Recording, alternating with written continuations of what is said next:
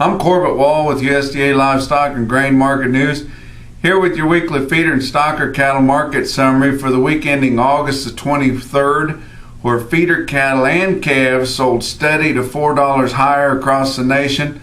Both your backgrounders and your feeder cattle buyers were very aggressive trying to get possession of these cattle. And trading was just as active on big heavy yearlings weighing over 800 pounds as it was on your lightweight steers to turn out. So just a good market all the way around. One more week of higher prices. But as we work through the week, several things come in that made us wonder whether or not this yearling feeder trade especially is starting to run out of boost. You got several things kind of working on it, and just the fact that it's been higher for 13 weeks in a row makes you think that the market might be getting pretty top heavy.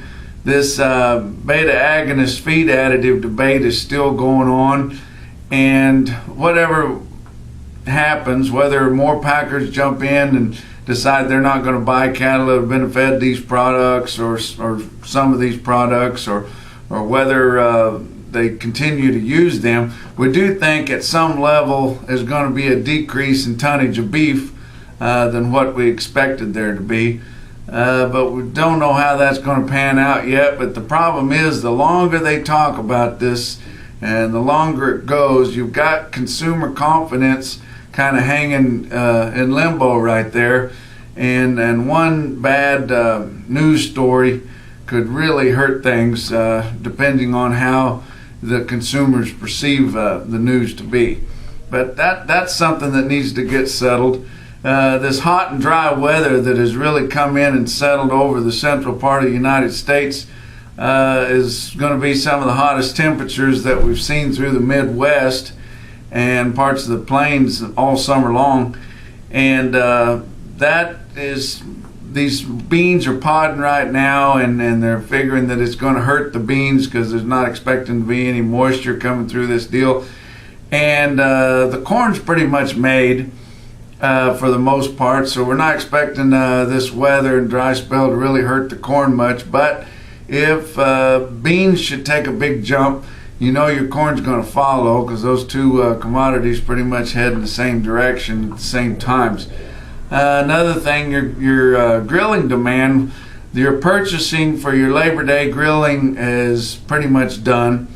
So we're not going to see a whole lot of driving demand on the beef side, and we've got all the way through that, and we have seen dressed beef values increase quite a bit over the last few weeks on your box beef cutout values. But it hasn't seemed to help your fed cattle market much, and it still seems to be trudging along behind and not really anything to drive it for right now, because there's plenty of cattle to slaughter. And until we start seeing those market ready numbers really decline over the next several months, not seeing a whole lot to drive that. So how much higher these feeder cattle are going to go before we see some support from the fed cattle market, it's kind of unclear.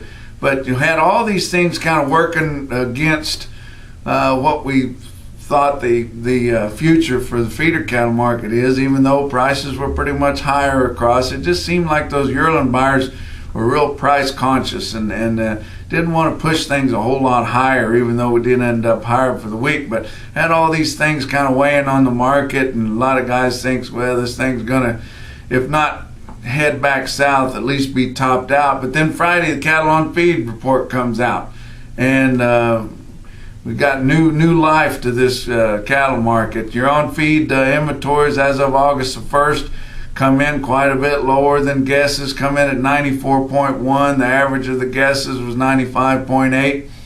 Your marketings of fed cattle through July come in just as good as what they thought they would be at 104.5%, which is just right about what the expectations were.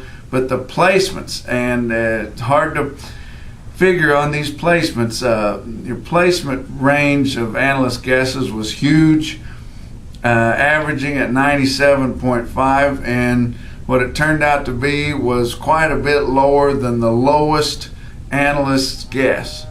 So placements turned out to be 90% even of the same period last year, which was already a low placement number. So now we're thinking that all those cattle that come out of the Flint Hills, the Osage, the Sand Hills, all our major grazing areas, those yearling cattle that come off grass and placed in the feedlot mostly during July, there weren't nearly as many of them as most years. And we talked about that several weeks ago, and in the spring when they was turning those cattle out, that a lot of those landlords were only letting leasers turned out maybe 60% of what they normally turn out. Some guys didn't get to turn out till late, and some pastures didn't get turned out on at all. But there was less of those yearling feeder cattle coming off in July and going into the feedlots, and most of those cattle are all gone now that were out there. Even though they were lighter, but had some crazy prices again this week on Northern Livestock's video auction.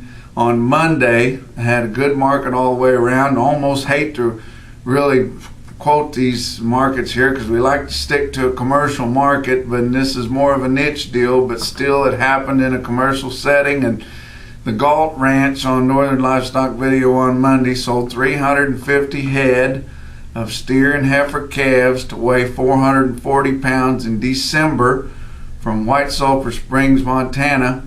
And those 440 pound calves bring 302.50, not 202.50, but 302.50 a pound.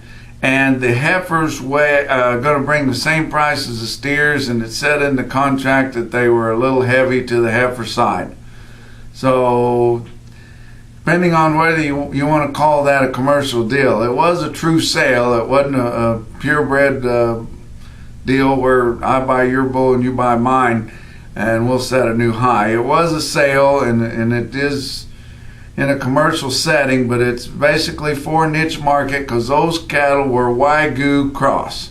Angus cows, Wagyu bulls, which is a Japanese breed that is known for high marbling.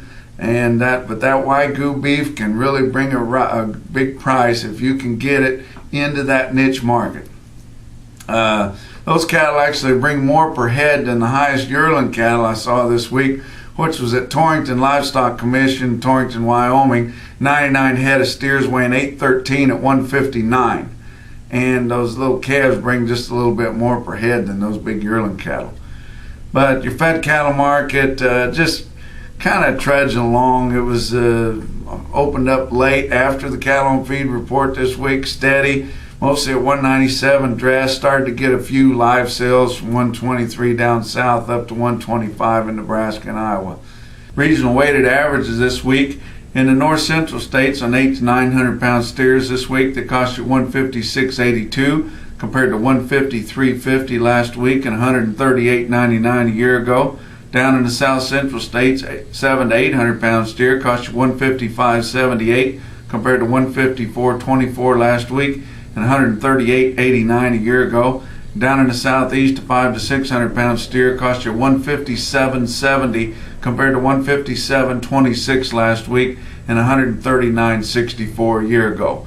That wraps up your feeder and stocker cattle market summary for this week. Check out our website for more market information at marketnews.usda.gov and from the Regional Market News Office in St. Joe, Missouri.